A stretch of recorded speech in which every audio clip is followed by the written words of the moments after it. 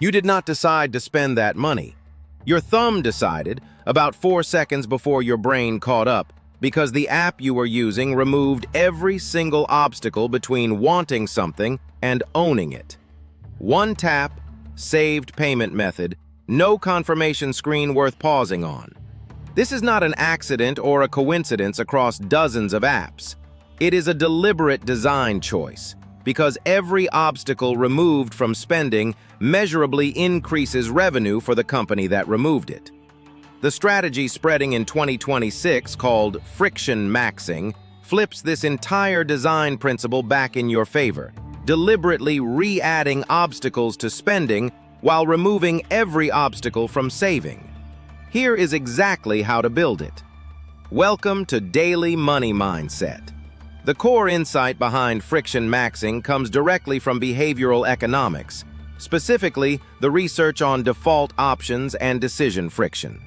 Humans overwhelmingly take the path of least resistance, and for the last decade, nearly every financial app and retail platform has been engineered to make spending the lowest friction path possible, while saving remains comparatively effortful, requiring you to actively initiate a transfer, choose an amount, and confirm it. Friction maxing reverses both halves of this equation simultaneously. On the spending side, you deliberately reintroduce the friction that apps have spent years removing. On the saving side, you remove every possible point of friction so that saving happens automatically, by default, without requiring an active decision each time. The combined effect shifts your default behavior pattern from spend automatically, save with effort, to save automatically, spend with effort. And default behavior is overwhelmingly what determines actual outcomes over time, far more than willpower or intention. Let us start with the spending friction side, because this is the more immediately actionable part. The first technique is removing saved payment methods from any app where you have a documented pattern of impulse purchases. This sounds almost too simple, but the data on this is consistent. Requiring manual card entry for each purchase adds enough friction that a meaningful percentage of impulse purchases simply do not happen, because the desire fades during the 30 to 60 seconds it takes to find your card and type in the numbers. The second technique is disabling one-click and saved cart features specifically, even if you keep the app itself. Most major shopping platforms allow you to turn off one-click purchasing in account settings while still using the platform normally for browsing and adding items to a cart. This single setting change reintroduces a checkout step that many platforms have specifically engineered away. And that checkout step is where rational evaluation has a chance to catch up with impulse. The third technique is the delayed checkout folder, which works particularly well for online shopping specifically. Instead of buying directly when you find something, add it to a cart or wish list and close the tab. Set a recurring time, once a week works well for most people, to review everything sitting in carts and wish lists across all platforms, and only complete purchases during that scheduled review. This converts every potential impulse purchase into a batch decision made during a calm, scheduled moment rather than dozens of individual decisions made in the heat of a fleeting desire. The fourth technique addresses subscription creep specifically, since subscriptions are designed with maximum friction on cancellation and minimum friction on sign-up. Use a dedicated card or virtual card number specifically for subscriptions, separate from your primary spending card. This makes your subscription total visible as a single line item you can review monthly, rather than scattered charges buried among everything else. And many banking apps now offer virtual card numbers specifically for this purpose at no cost. Now let us move to the saving side of friction maxing, where the goal is the exact opposite.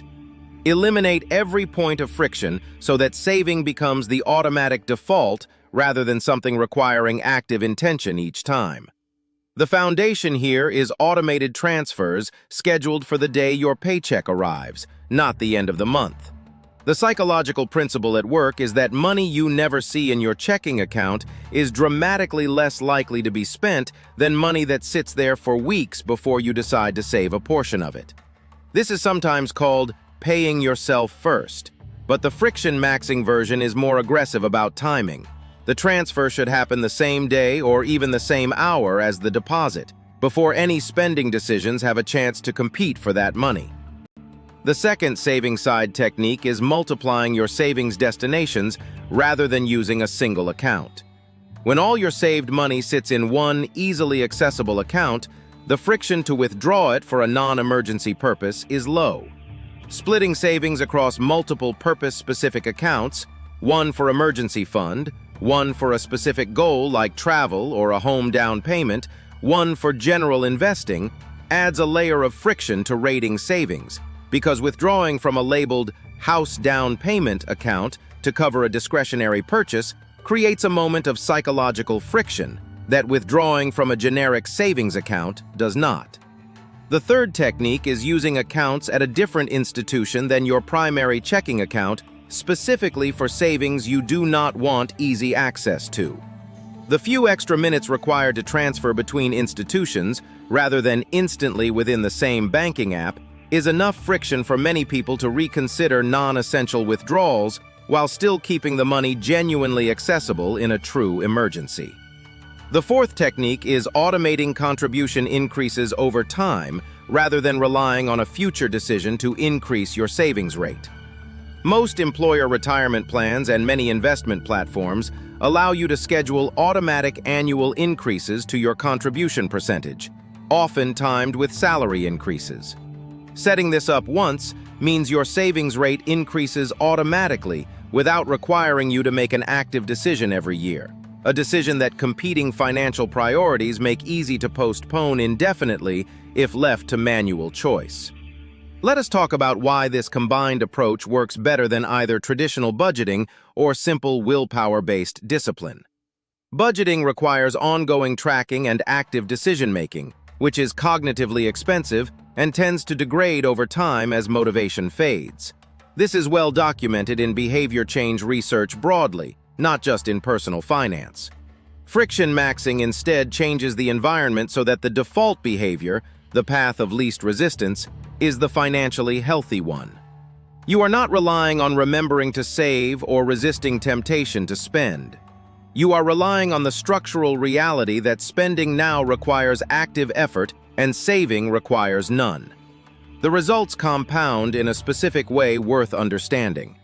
Every dollar that defaults into savings rather than requiring an active save decision is a dollar that gets invested or grows in a high-yield account starting immediately, rather than sitting at risk of being spent before a future save decision happens. Over a year, the difference between a system that requires 12 active monthly save decisions versus one automated decision made once is significant, not because the dollar amounts differ in any single month, but because the automated system has a vastly higher success rate over time. If you are ready to make saving the easy path and spending the hard one, hit the like button and subscribe to Daily Money Mindset for 3 videos every week on practical systems exactly like this one. Drop a comment below and tell us which friction point, spending or saving, you think is costing you the most right now. We read every comment. Resources and recommended tools for building this system are linked in the description below.